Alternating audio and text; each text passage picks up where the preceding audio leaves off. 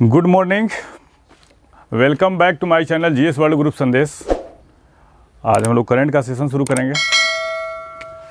Swiss संस्था IQ air की रिपोर्टों के अनुसार 2021 के सबसे खराब गुणवत्ता वाली राजधानी में शीर्ष पे कौन सा है? तो नई दिल्ली। इसका मतलब हुआ कि वर्ल्ड की सबसे प्रदूषित राजधानी कौन है? तो भारत की राजधानी नई दिल्ली है। और दूसरे स्थान में कौन है? बांग्लादेश की राजधानी ढाका है। और तीसरे स्थान में कौन है? चाड है। एयर क्वालिटी इंडेक्स निकाला जाता है जिसमें हवा की गुणवत्ता का पता लगाया जाता है कि ये शहर रहने लायक है या नहीं है, यहाँ पे कितना प्रदूषित है, इसके बारे में डाटा निकालती है कौन सी संस्था? तो स्विस संस्था आईक्यू।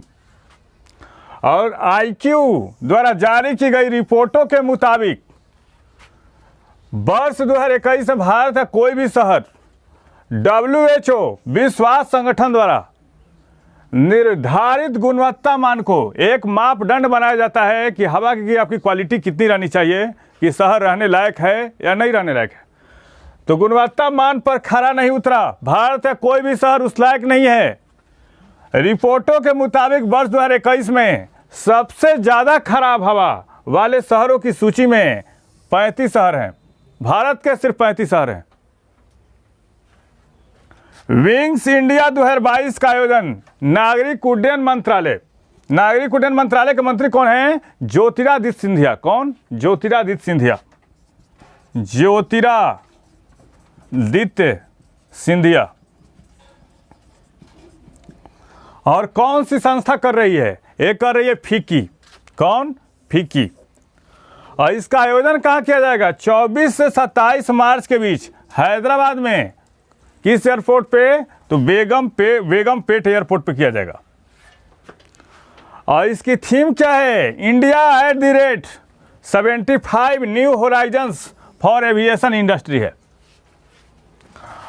और इसको उद्घाटन कौन करेंगे? ज्योतिरादित्य सिंधिया करेंगे। और इसे नागरिक उड्डयन के क्षेत्र में एशिया का सबसे बड़ा आयोजन माना जा रहा है। किसको? विंग्स इंडिया को सबसे बड़ा आयोजन माना जा रहा है। विश्व मौसम विज्ञान दिवस कब मनाया गया? 23 मार्च को। और इस वर्ष इसकी थीम क्या है? इसकी थीम है 2022 में early warning and early action.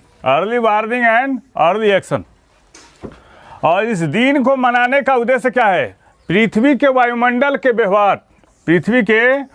के व्यवहार और इसकी रक्षा करने में हमारी भूमिका के बारे में जागरूकता फैलाना है, इसलिए मनाया जाता है। और किसके द्वारा मनाया जाता है? विश्व मौसम विज्ञान संगठन के द्वारा। तो विश्व मौसम विज्ञान संगठन में कितने सदस्य देश हैं? 193 सदस्य देश हैं। इसकी स्थापना कब की गई थी? 23 मार्च 1950 को। और इसका मुख्यालय कहाँ है? जिनेवा में है। कहाँ है? जिनेवा। 22 मार्च को कौन सा दिवस मनाया गया? तो 22 मार्च को विश्व जल दिवस मनाया गया।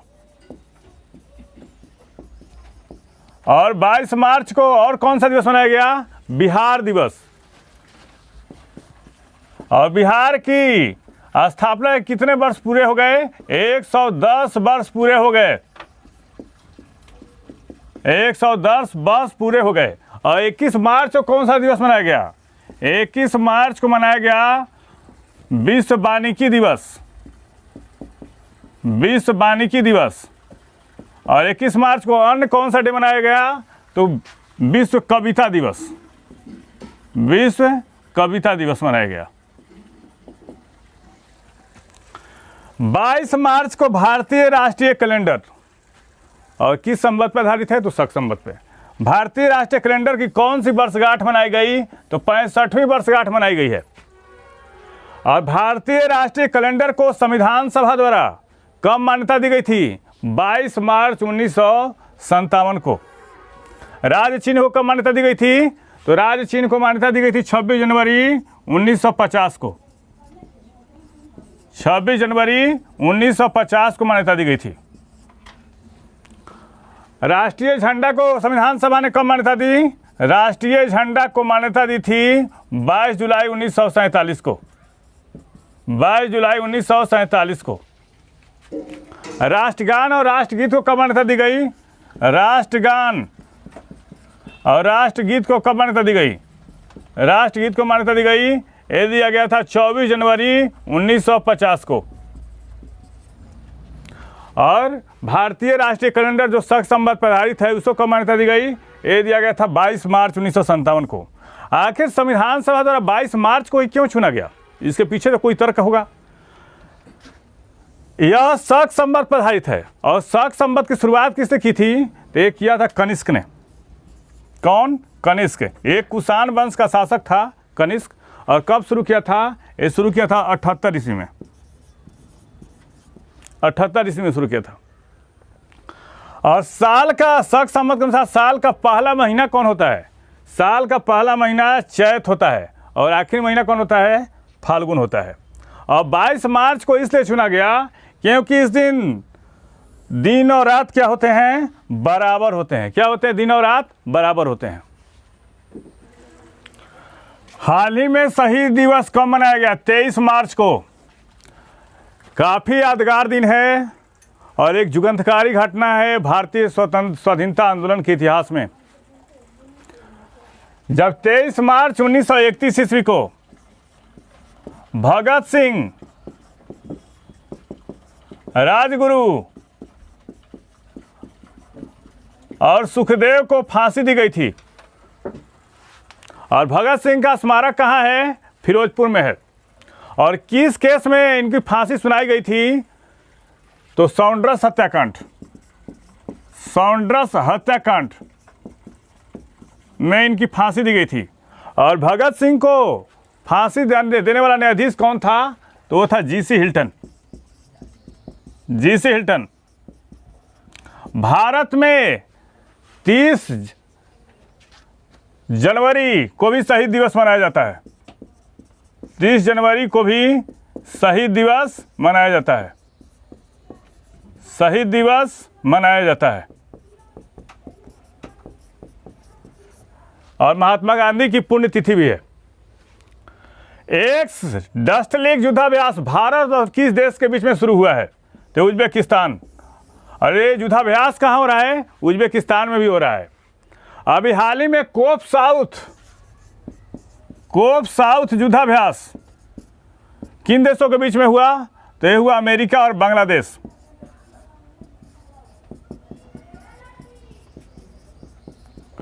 कोल्ड वॉरियर युद्धाभ्यास अभी कहाँ हो रहा है? कोल्ड वॉरियर युद्धाभ्यास ये नाटो देश कर रहे हैं। नाटो देश कहाँ पे? नॉर्वे में। युद्धाभ्यास मिलिट्री एक्सरसाइज किन देशों के बीच में होता है? युद्धाभ्यास ये होता है भारत और अमेरिका के बीच में।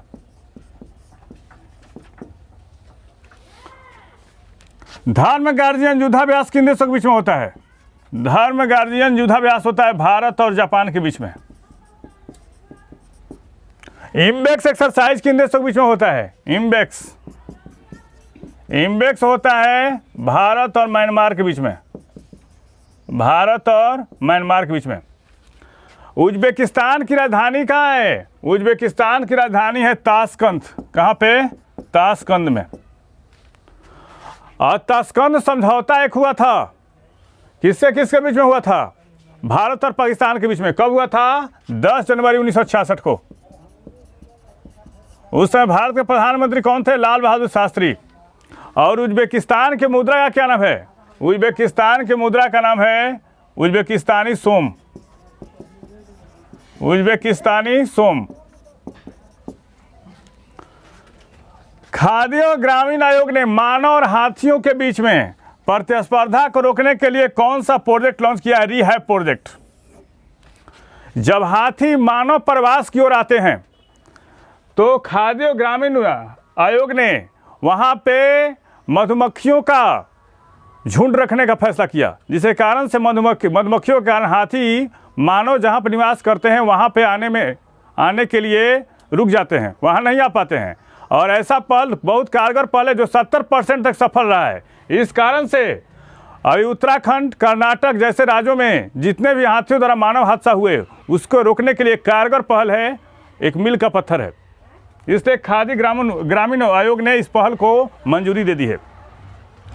हाल ही में किस अंतरिक्ष एजेंसी ने 5000 से अधिक 100 प्लैनेट की खोज की पुष्टि की है? तो कौन सी अंतरिक्ष एजेंसी है? ये है नासा। और नासा की स्थापना कब की गई थी? नासा की स्थापना की गई थी 1958 में। और इसके मुख्य कार्यकारी अधिकारी कौन है? बिल नासा है। अब 100 प्लैनेट क्या होता है उसके बारे में जानेंगे। हमारे सौर मंडल में सभी ग्रह सूर्य के चारों ओर परिक्रमा करते हैं। अब आप हमसे पूछेंगे कि 100 प्लैनेट किसकी परिक्रमा करता है? तो अन्य तारों की परिक्रमा करने वाले ग्रह को 100 प्लैनेट कहते हैं। और ये उन तारों में छिपे होते हैं जिनकी वे परिक्रमा करते हैं। हाल ही में किस राज्य में डोल यात्रा उत्सव मनाया गया? वेस्ट बंगाल में। और पश्चिम बंगाल के बारे में हम लोग जान लेते हैं। बक्सा अभयारण्य कहाँ है? वेस्ट बंगाल में। नेवरा राष्ट्रीय उद्यान कहाँ है? नेवरा। सजना खाल राष्ट्रीय उद्यान कहाँ है? सजना खाल राष्ट्रीय उद्यान वेस्ट बंगाल में है। और राइटर्स बिल्डिंग किस राज्य के सचिवालय का नाम है? राइटर्स बिल्डिंग पश्चिम बंगाल का। और पश्चिम बंगाल में विधानसभा की सीटें कितनी हैं? विधानसभा की सीटें हैं 294।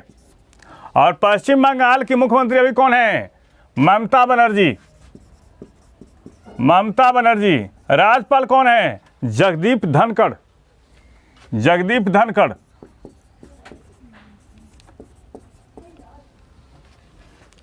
पश्चिम बंगाल के रसगुल्ला को जीआई टैग दिया गया। रसगुल्ला को जीआई टैग दिया गया है। पश्चिम बंगाल में भारत का सबसे ऊंचा स्टेशन स्थित है। भारत का सबसे ऊंचा स्टेशन कहाँ है? ये पश्चिम बंगाल में है। और यहाँ की राजधानी कौन है? कोलकाता। कोलकाता को क्या कहता है? महलों की नगरी कही जाती है। महलों की नगरी कही जाती है। 23 मार्च को भारत के किस समाजवादी नेता की जयंती मनाई गई? Ram Manohar Lohia. The wheel history of India किसकी पुस्तक है? ये राम मनोहर लोहिया का है। Wheel history of India. Wheel history of India. इनका जन्म कब हुआ था? 23 मार्च 1910 को। और 1952 में प्रजा सोशलिस्ट पार्टी के गठन के पश्चात इसके सदस्य बने तथा महासचिव भी के रूप में भी काम किया। और इन्होंने मैकाइंड पत्रिका का संपादन भी किया था। लोकसभा के सदस्य भी रहे थे और विपक्ष के नेता भी रहे थे। 1967 में लोहिया का निधन हो गया, जो भारत के लिए अभूतपूर्व क्षति थी। इस चैनल के माध्यम से सही विषयों का तथ्यपरक विश्लेषण किया जा रहा है। आप इस चैनल से जुड़िए, लाइक कीजिए, सब्सक्राइब कीजिए। Thank you.